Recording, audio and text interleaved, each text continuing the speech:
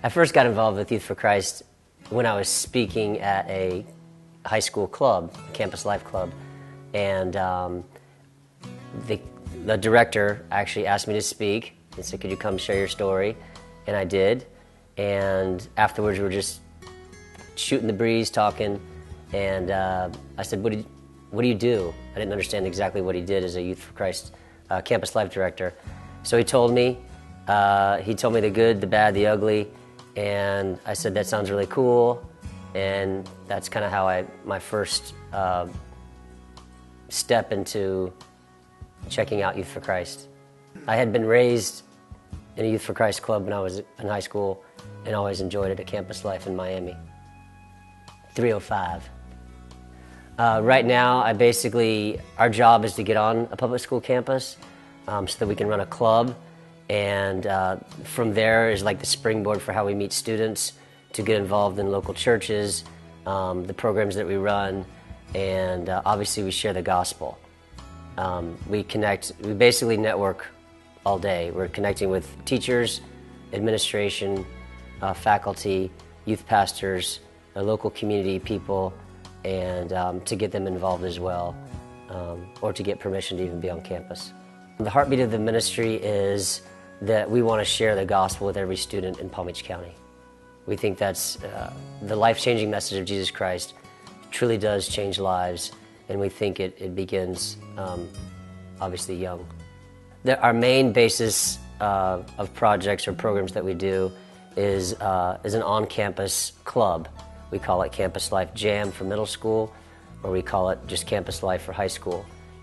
So we get a teacher sponsor, obviously through our networking and stuff, and they allow us to be on the campus with the students, and we run programs like games, small groups, and then at the end of the club is kind of when we share the gospel, and we're obviously there to build relationships and tell others about Jesus.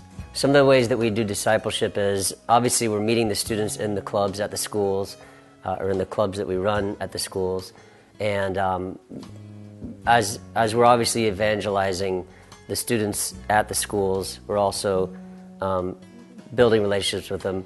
But we have programs such as a guys' small group is called 121. The girls' groups are called Girl Talk.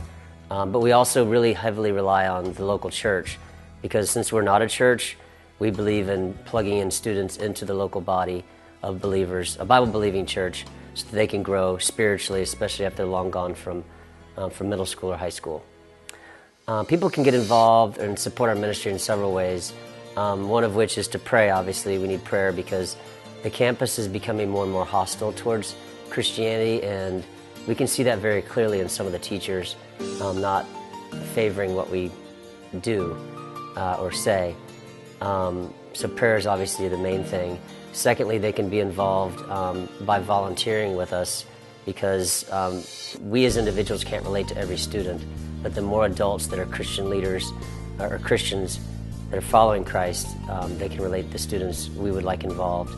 And then thirdly, financially supporting us is obviously huge. We're not supported by the government. We simply take donations from individuals, businesses, churches that fund our ministry, so that we can make as many of the programs and events that we do as cheap or as free as possible.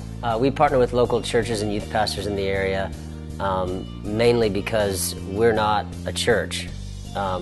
We believe in the church, and the church should be built up, and we've tried to come alongside local youth pastors and ministers to not only develop their congregation or their youth group, but to grow students in following Jesus. And Jonathan Gibson, who is a local youth pastor at Florida Gardens Baptist Church, is one of those ideal partners for what Youth for Christ really strives to be with.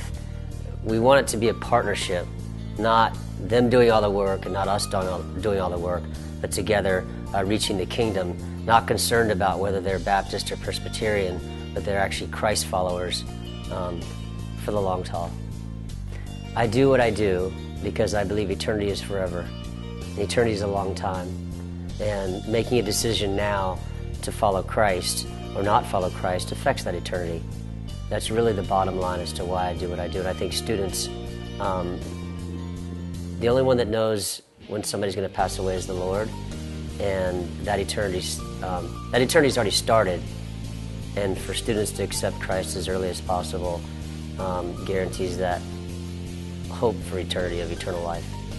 My family is involved to a certain extent with allowing me to do what I do. But it is difficult sometimes when you're away for a week or a weekend with students because that actually takes me away from my family, which they understand and are very supportive of. So I try to really make sure that I'm spending time with them as well as balancing my time in the ministry, so I'm not completely engrossed in the ministry, which is important, but it can also be dangerous when you're neglecting your family. And they've kind of gotten to where I believe they understand that. If there's anything I could say to people, would be that eternity is forever, and the choice to follow Jesus is crucial to where you spend eternity. And don't take the Bible or God lightly, because what he says is absolute truth. And